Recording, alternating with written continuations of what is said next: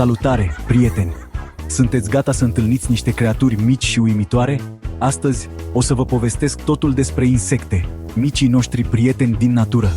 Știați că la fiecare 4 animale sălbatice, 3 sunt insecte? Asta înseamnă o mulțime de insecte. Și ghici ce? La fiecare om de pe pământ sunt 200 de milioane de insecte.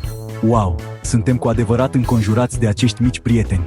Deci, ce face o insectă să fie o insectă? Haideți să privim cu atenție. Insectele au 3 părți principale ale corpului: un cap, un torace și un abdomen.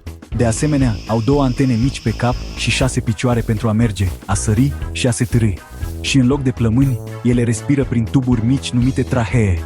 Nu-i așa că e grozav?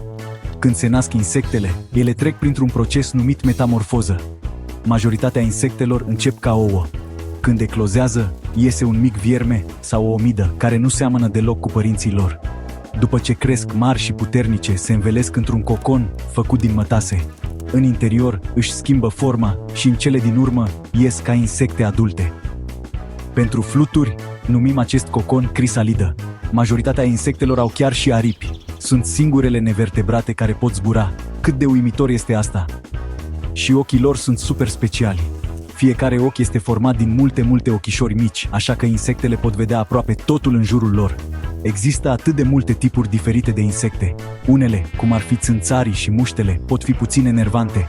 Altele, cum ar fi insectele băț și insectele frunză, arată exact ca plantele. Fluturii și libelulele sunt frumoase, cu aripile lor colorate.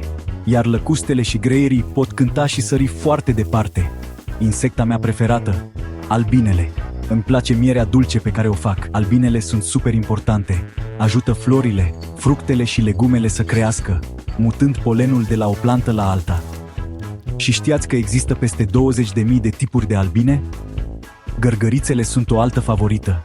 Acești gândăcei mici și rotunzi sunt roșii sau portocalii, cu pete negre drăguțe.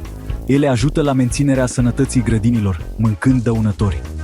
Haideți să vorbim despre viața uimitoare a fluturelui. Mai întâi, fluturele începe ca un ou mic. Apoi, o omidă flămândă eclozează și mănâncă. Apoi, se învelește într-o crisalidă și după o schimbare magică, iese un fluture frumos. Fluturii ajută la polenizarea florilor, la fel ca albinele.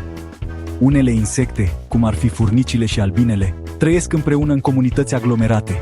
Regina depune ouă, lucrătoarele aduc mâncare, iar soldații îi păzesc pe toți. Munca în echipă face ca visul să devină realitate, chiar și pentru creaturile mici.